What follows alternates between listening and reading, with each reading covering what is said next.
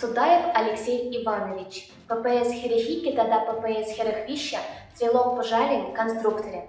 Икимеш степенле Сталин премиен лауреаче. Уладар хулынче журалны. Тыван чарживан асло варжиба хутнче был ППС Херехвища пистолет-пулемет туза каларны.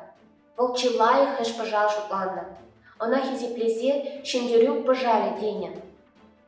Алексей Пичекримпех тем осталама югермеди юратна.